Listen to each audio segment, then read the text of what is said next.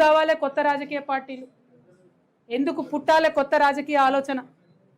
ఎవరి కోసం పుట్టాలి కొత్త రాజకీయ ఆలోచన? ఇగో ఇట్లా పొద్దున్న లేస్తే సఫర్ అవుతున్న ప్రజల కోసం పుట్టాలి. మక్క వచ్చింది. ఇప్పుడు 6 లక్షల ఎకరాలలో తెలంగాణలో మక్క సాగైతే మన నిజామాబాద్లో 32,000 ఎకరాలలో సాగాయి.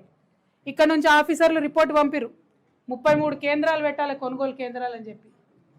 ఒక్కటంటే ఒక్కటి కూడా పెట్టాలి. ఇయ్యాలటి వరకు కూడా ఒక్క కేంద్రం కూడా పెట్టలేదు. దళారులు ఏం చేస్తున్నారు? ఈ లోపల 2,400 రేటు నిర్ణయం కేంద్రం చేస్తే 1,600 నుంచి 1,800 వరకు మాత్రమే మక్క రైతులకు ఇస్తున్నారు. ఇది మన నిజామాబాద్ ప్రాబ్లం కాదు. మహబూబ్ నగర్లో 18,000 ఎకరాలు ఉంటే అక్కడ అమర్చింత మార్కెట్కి తీసుకపోతే అక్కడ కూడా గదే 1,600 నుంచి 1,900 ఇస్తున్నారు. వరంగల్లో అయితే పాపం 3.5 లక్షల ఎకరాలలో మక్క సాగు చేశారు. ఎవరు జవాబుదారీగా ఉంటారా రైతుల కోసం? 20 రోజుల నుంచి మార్కెట్ సెంటర్లు ఎందుకోసం ఓపెన్ చేస్తలేరు? ప్రభుత్వం దళారీ వ్యవస్థను ఎందుకు మరి దగ్గరుండి ప్రోత్సహిస్తుంది? ఇవన్నీ ఆలోచించాల్సిన అంశాలు కాదా?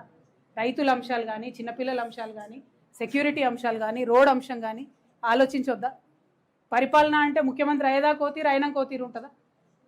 ఇదే ఒరవడి ప్రతి ఒక్క రాజకీయ పార్టీది కూడా కనబడతా ఉంది. కాబట్టి ఖచ్చితంగా ఈ రాష్ట్రంలో ఒక కొత్త రాజకీయ శక్తి కావాలని బలంగా మేము విశ్వసిస్తూ ఉన్నాం, చాలా బలంగా విశ్వసిస్తున్నాం.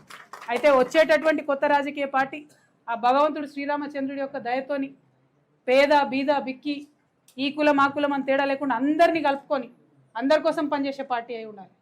నేను మొన్న ఉగాది నాడు కూడా చెప్పిన, సర్వోదయం జరగాలి తెలంగాణలో, సర్వులకు ఉదయం రావాలి, అందరి జీవితాల్లో వెలుగులు నింపాలి, సర్వోదయ తెలంగాణ రావాలి, దానికోసమే కొత్త పార్టీ రావాలని చెప్పి మేము బలంగా నమ్మినాం. నేను తెలంగాణ బిడ్డగా, తెలంగాణ జాగృతి